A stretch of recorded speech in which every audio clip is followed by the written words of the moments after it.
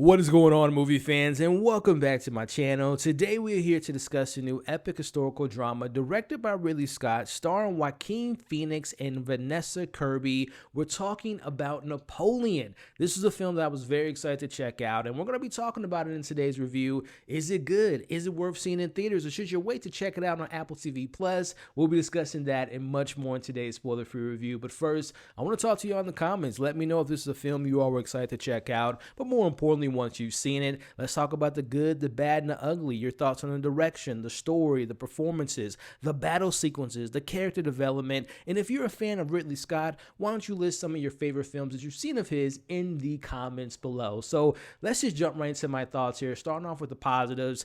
The productional value of this film is incredible, like from the recreation of that particular time period that they cover, the hair, the makeup, the costume design, the sound mixing, the actual score was so epic and immersive, and all of that stuff applies to the clear, obvious best elements of this film, which to me were easily the best parts were the battle scenes. Each one was more brutal and violent and visceral than the previous one. Ridley Scott directs all those scenes with such intensity and doesn't shy away from the terror of war and the sheer amount of violence, but on a technical level, the cinematic experience was incredible. It was so atmospheric, and seeing the scope of the battles and being able to follow along on who's on which side, and all of this perfectly was showcased in two particular battle sequences. Like, all the battle sequences were really well done, but the battle at Waterloo and the battle at Austerlitz were just incredible and truly captured Napoleon's technical genius on the battlefield. So without question,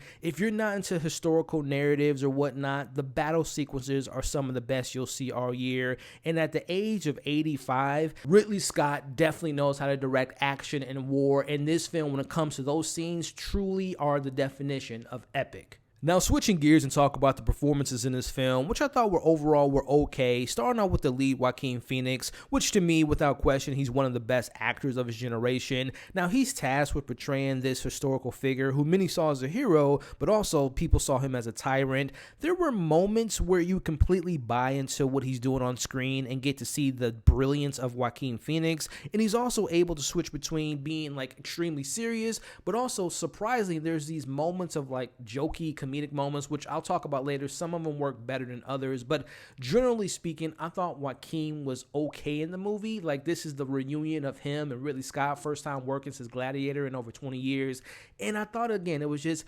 okay. But the star of the film to me personally was Vanessa Kirby, who plays his wife. Now, she was a standout because the film and the script doesn't give her much of anything to do besides being called a whore or being tasked with giving birth to this toxic relationship, but she does more with the little that she's given, and she completely carries a lot of the more emotional moments in this film. So again, Vanessa to me was a standout, and like I said, Joaquin was just okay in the film. But if you remove the battle scenes, this movie collectively didn't work for me narratively speaking, which brings me into my criticisms. I found the story to be the weakest part of this movie because it lacked depth in the character moments, and it really didn't like cohesively have like an actual through line. We start off with Napoleon working his way up to the ranks. We see that happening. He becomes the emperor, and then we see his downfall. But it's in those key moments that they don't spend a lot of time really fleshing things out or having much meaning to what's going on screen. We're just jumping from this moment to this moment. We meet important people during that time, but they're just completely forgotten and just disappear in the film. Or even Napoleon's personal relationship. Like, he brings up his mom a lot. He brings up his brother, and they're in the film, but there's like no emotional connection with those characters. Like, again, they don't spend too much time explaining the significance of some of the key moments of history. Instead, they just move on to the next one. And also going back to just like the human emotions, like outside the battlefield, like you get to see him being like a genius on the battlefield, but taking him off the field, he was considered to be like a very interesting and fascinating person, but the film never really showed that side of him or why people consider him to be so interesting. And there's just not moments of like actually exploring the depths of his character. And I talked about it earlier where the film tried to give you a little bit of levity and showing you like more of the goofier side of him, which again, I know the whole Napoleon complex and how the film kind of poses this idea where some of the more important historical figures throughout history are sometimes not the smartest people. They're not the most like emotionally intelligent people, and the film kind of highlights that, but tonally speaking, it doesn't fit within the narrative they're telling here because they don't really explore the complexities of him,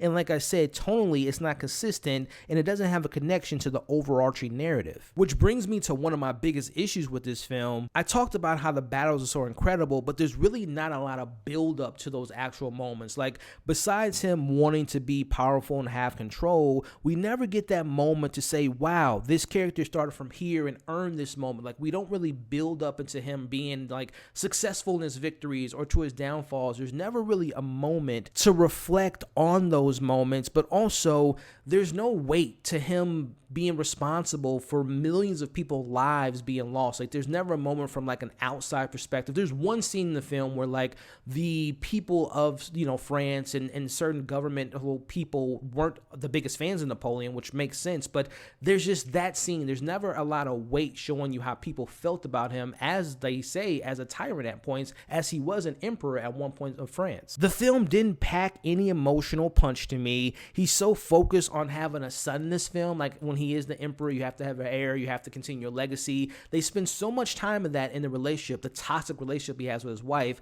but like he has a son and then it's just like completely forgotten about. So like I said, a lot of the emotional human connections were very much lacking in this film. And at the end of the day, there was really no one character that I personally was like truly invested in, nor did I really care about any of the particular characters.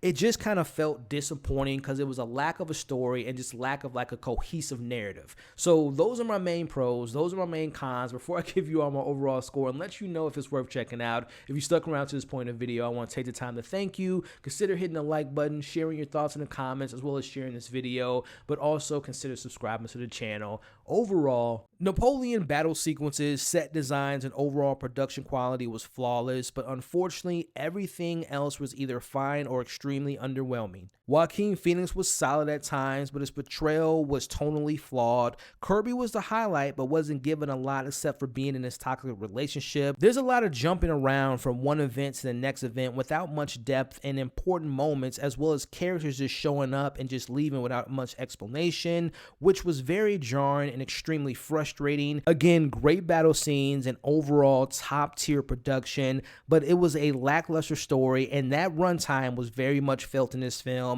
I'm going to give Napoleon a 2.8 out of 5. This was a disappointing movie to me because I am such a big fan of Ridley Scott, and he's kind of like on this roller coaster of like, he has The Martian 2015, then he has All Money Around the World or whatever that film was, which I didn't enjoy. Then he does like something like Gucci, which I wasn't a fan of, but then he does like the film The Duel, which I thought was great. So he still know how to does action really well and epicness really well, but his stories lately has just been really lackluster, and this is one of them in my personal opinion. So hey, this film will be available in theaters, I believe, on November 22nd. It's worth seeing in theaters if you're into like epic war moments, but don't expect like a really in-depth story. And I know it's going to be on Apple TV Plus sometime in December, which I don't know if there's a definitive date quite yet. And apparently there's like a 4-hour cut in this film, which might fill in the blanks that I was missing this film.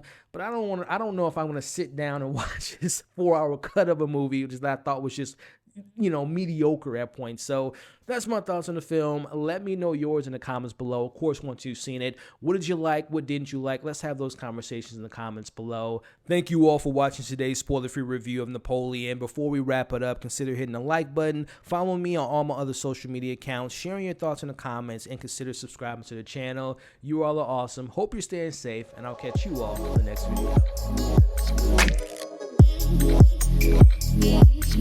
video.